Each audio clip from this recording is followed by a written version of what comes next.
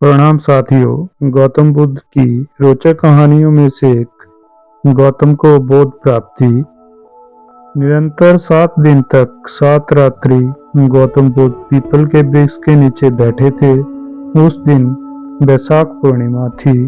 रात्रि में चंद्रमा अपनी शीतल चांदनी से संसार को अमृत तुल्य शीतलता से जगमगा रहा था। इस रात्रि को गौतम को बोध की प्राप्ति हुई, अर्थात ज्ञान की प्राप्ति हुई। वे गौतम बुद्ध कहलाने लगे। जिस पीपल वृक्ष के नीचे गौतम को बोध की प्राप्ति हुई थी उसे बोधि वृक्ष कहा गया। बोध गया बिहार के प्राचीन मंदिर के पीछे आज भी वह बोधि वृक्ष और वज्रासन विद्यमान है। गौतम बुद्ध को जिस समय बोध की प्राप्ति हुई उस समय उनकी आयु केवल 35 वर्ष थी। देवताओं ने इस समय उन पर पुष्प वर्षा कर अपनी प्रसन्नता प्रकट की। गौतम बुद्ध ने विकारों और तृष्णाओं को नष्ट करने का मार्ग ढूंढ लिया था। उन्हें मृत्यु से अमरता की ओर आने का मार्ग मिल गया था और उन्हें ज्ञान प्राप्त हो गया था। संसार के रोग, शोक, हर्ष, विवाद अब गौतम बुद्ध के ऊपर कोई प्रभाव नहीं डाल सकते थे। उन्हें दिव्य ज्ञान की प्राप्ति हो गई थी और वे उसी दिव्य ज्ञान की छठा बिखेरने के लिए वे भ्रमण के लिए निकल पड़े। जो पांचों ब्रह्मचारी गौतम बुद्ध को भोग लिप्त मानकर त्याग आए थे, वे एक स्थान पर साधना कर रहे थे। भ्रमण करते हुए गौतम बुद्ध उधर से आ निकले। पांचों ब्रह्मचारियों ने गौतम बुद्ध की दिव्य मुख मुद्रा देखी तो चकित रह गए।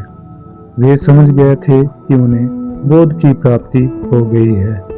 वे पांचों गौतम बुद्ध के चरणों पे गिर पड़े और उनसे माफी मांगने लगे।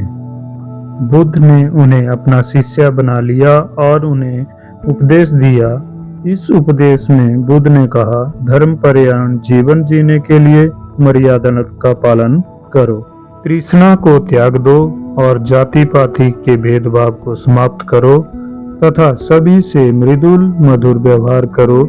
गौतम बुद्ध का यह उपदेश धर्म चक्र परिवर्तन कहा गया। यह उपदेश अत्यंत सरल और स्वीकार्य था। इससे सामान्यतः सभी का भला होता था। अतः कुछ ही समय में बुद्ध के सैकड़ों शिष्य बन गए। इसके बाद उन्होंने संपूर्ण देश में प्रचार आरंभ कर दिया। उन्होंने अपने 60 प्रमुख शिष्यों को धर्म प्रचार के लिए चारों दिशाओं में भेज दिया।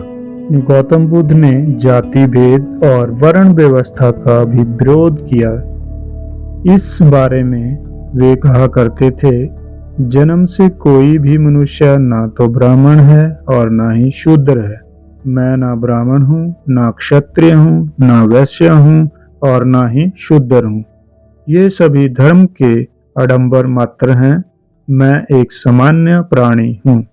जब कोई व्यक्ति संघ में शामिल होना चाहता था तो उससे उसकी ना जाति पूछी जाती थी और ना ही धर्म के बारे में कुछ भी नहीं पूछा जाता था। उससे केवल 3 बार उच्चारण कराया जाता था, बुद्धं शरणं गच्छामि, संघं शरणं गच्छामि, धर्मं शरणं गच्छामि। यह सूत्र का उच्चारण करने पर श्रद्धालु को संघ में सम्मिलित कर लिया जाता था। गौतम बुद्ध के जीवन से जुड़ी हुई यह छोटी सी कहानी आपको कैसी लगी? कमेंट में जरूर लिखें।